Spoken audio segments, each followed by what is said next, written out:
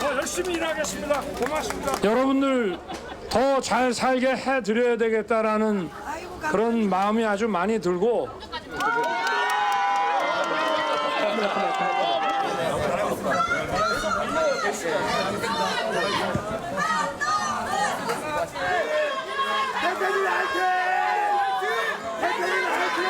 여러분의 명을 받아서 정말 발에 땀이 나도록 뛸 준비가 되어 있습니다. 이미 그러고 있지 않습니까? 네.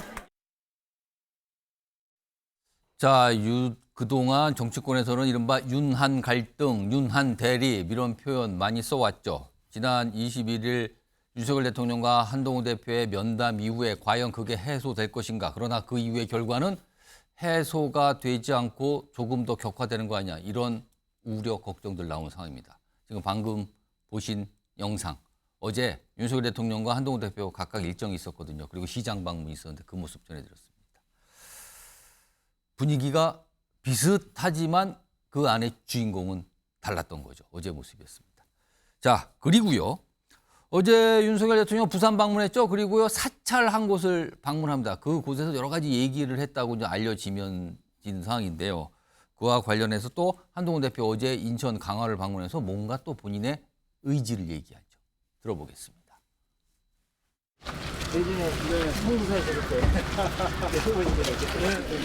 안녕하세요.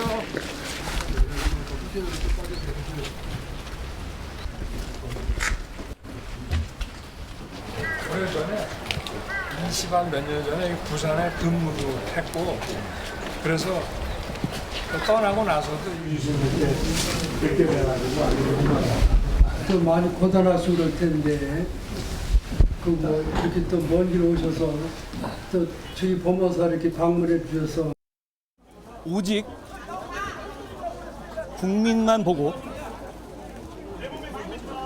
민심을 따라서 피하지 않고 문제를 해결하겠습니다. 영업 안 방해 안 돼. 감독님 고생하셨어요. 이 모임 대표님이 주재하신 게 맞나요?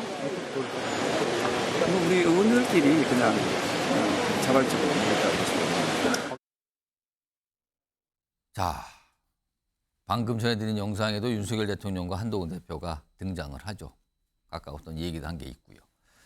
자, 화면 좀 보겠습니다.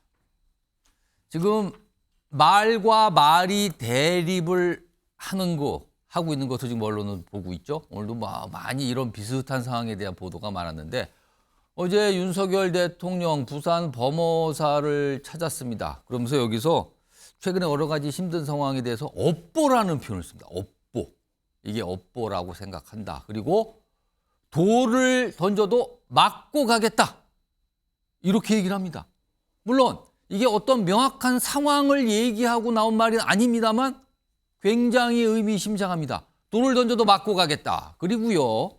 한동훈 대표는 어제 저녁 이른바 친한계 의원이라고 꼽히신 분들 한 20명 이상입니다. 만찬을 가졌죠. 이 자리에서 나왔다고 소개가 되고 있는 말입니다. 용산 김건희 여사 관련 3대 제안에 예스냐 노냐 말할 때다. 이렇게 전했다는 겁니다. 하나 더 있습니다. 보시죠. 그리고요. 어제 이 만찬에서 용산 말을 각색할 때가 아니다. 지금 각색이라는 표현을 씁니다. 각색이라는 거는 원래 있던 거에 뭔가를 더 덧칠했다, 수정했다 이런 뜻이 되잖아요. 그러자 대통령실 고위 관계자 어떤 부분의 의미가 잘못됐는지 얘기를 해야지 무조건 각색이라고 하면 대통령실 향해 침을 뱉는 거 아닙니까? 이렇게 또 받아칩니다. 일단 말과 말의 대립이 이루어지고 있습니다. 이거 하나씩 분석해 보죠. 김철원 경일대 특임 교수 나와 계신데요. 우선 어제 윤석열 대통령 부산 범어사를 방문하면서 한 말, 일단 무슨 업보라는 얘기를 좀 꺼내놓은 뒤에 돌을 던져도 맞고 가겠다. 이거는요. 한동훈 대표의 이른바 3가지 요구, 그 이상 또 몇 가지 내용이 나왔었는데 그 요구를 받아들일 수 없다. 이걸 강조한 걸까요? 이거 어떻게 해석해야 일단 됩니까? 그렇게 봐야 될 것 같습니다. 일단 업보다라는 용어가 불교 용어거든요. 예. 그 어떤 상황이 닥쳤을 때 거기에 대한 모든 잘못이 나에게 있다. 그럴 때 보통 흔히 쓰는 말이 업보다니까 본인에게 모든 잘못이 있는 만큼 앞으로 어떤 상황이 벌어지더라도 돈을 덜져도 그 도를 받고 맞고 가겠다는 거거든요.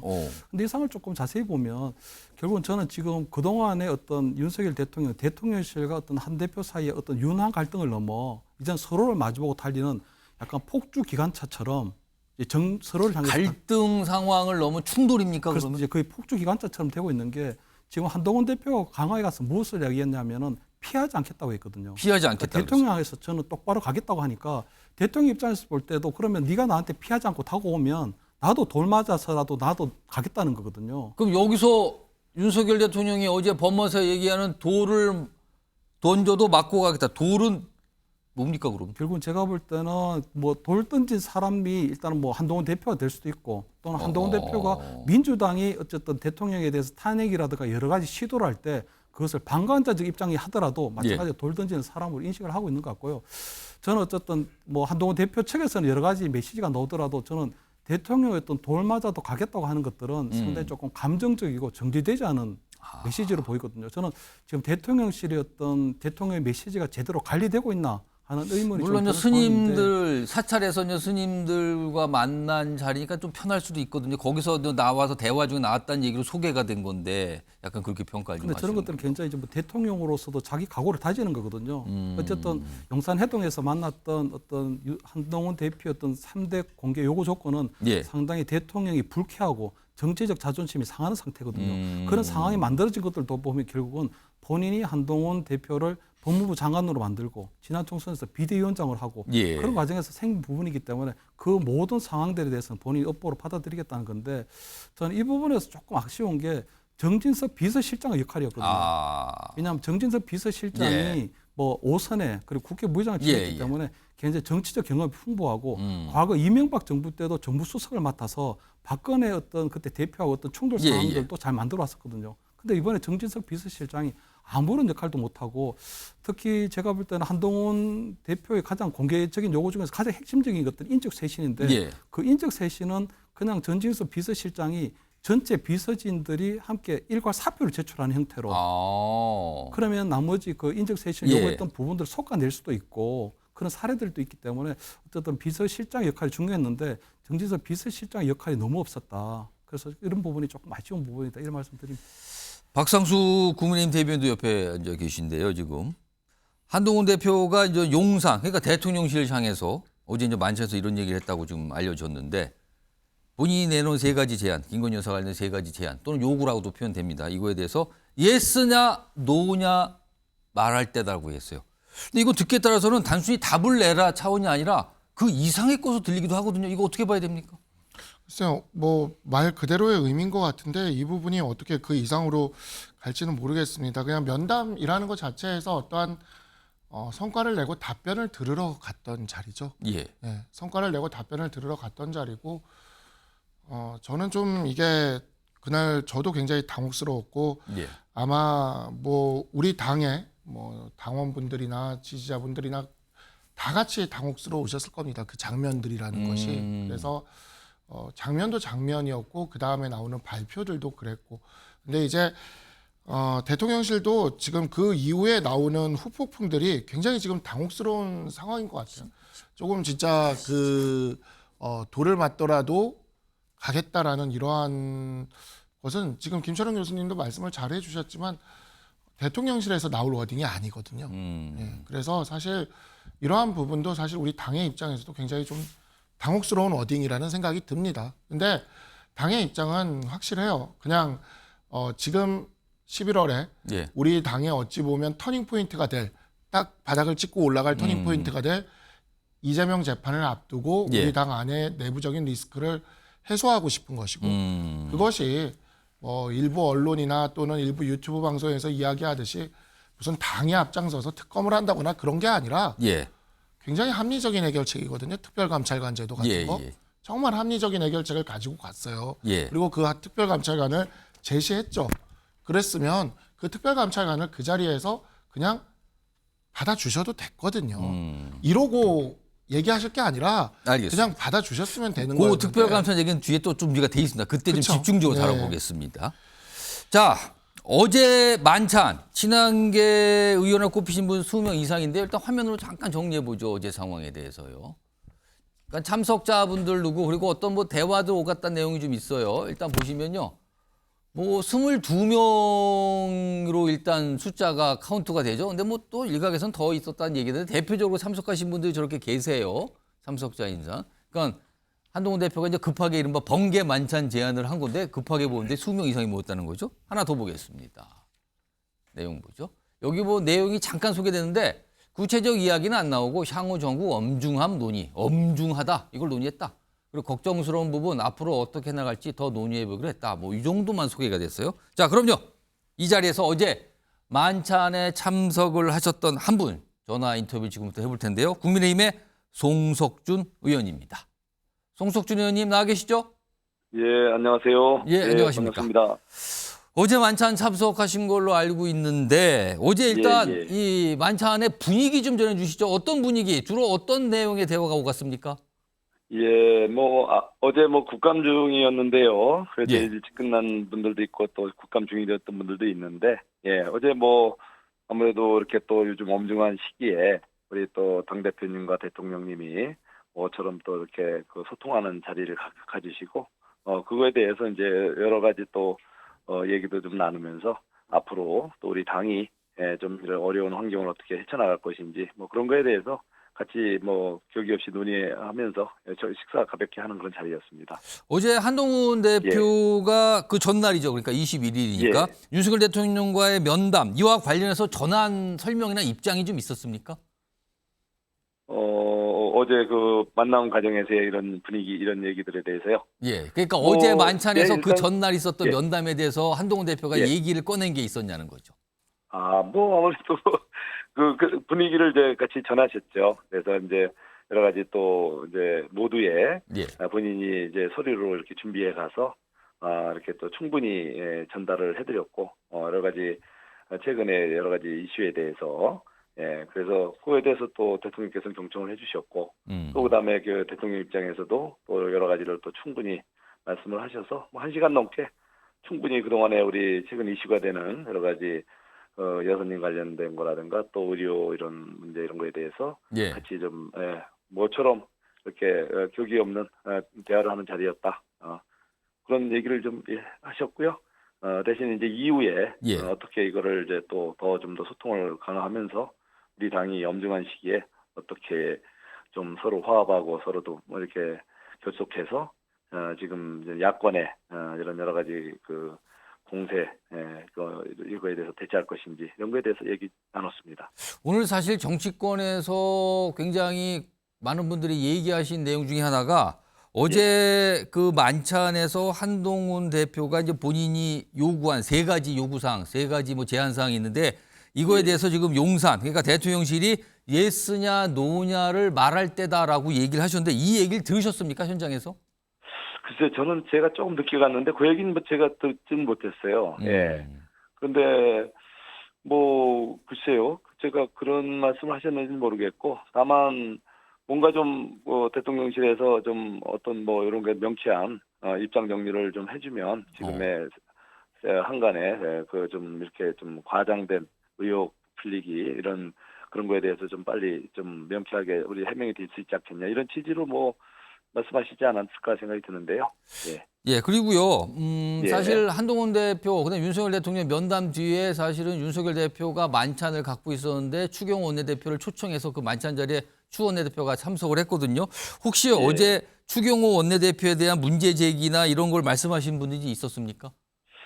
예, 만찬을 하시게 된 거는 다른 약속이 있으셨는데 이제 이렇게 또 부자로 오셔서 가셔서 그런 또 특별한 이유가 있었구나 이제 생각이 드는데 다만 이제 일부 의원님들 사이에서는 우리 추경호 대표님이 어쩌면은 우리 선배 정치인이시기도 하면서 또 우리 원내를 대표해서 대통령실과 우리 당을 연결하는 중간 고리에 있는 이만큼 예. 좀 이렇게 우리 대통령과 우리 당대표 간에 좀 더 자연스러운 만남, 소통을 하는데 좀 더 적극적인 역할을 해줬으면 좋겠다.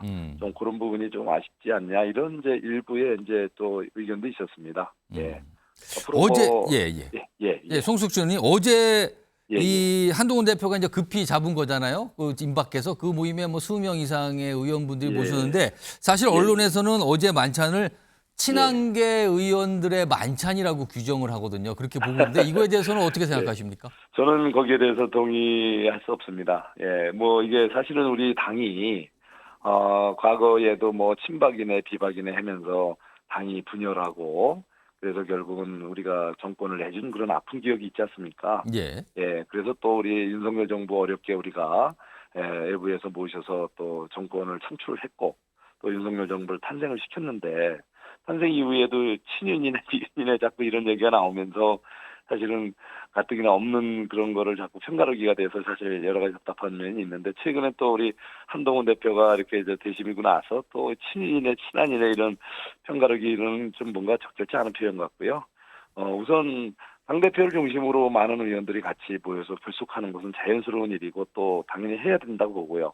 또 우리가 또 우리 국민의힘 모든 의원들은 또 윤석열 정부를 탄생시킨 윤석열 정부와 함께하는 또 여당 의원 소속 의원들이기 때문에 예. 모두가 친윤일 수도 있고 그래서 좀 지난 그 경선 과정에서 좀 앙금이 남아서 아직은 이제 한동훈 대표에 대해서 조금 가깝게 이렇게 하지 못하는 일부 의원님들도 계시기 때문에 조금 그 친한 비한 뭐 이런 식으로 얘기 나는 것 같은데 어제 뭐 그동안에 전당대회 때 도왔던 분들도 위주로 얼마 전에 식사도 한 적이 있고 어제는 또 그 외에 다른 의원님들도 같이 참석을 하셨고요.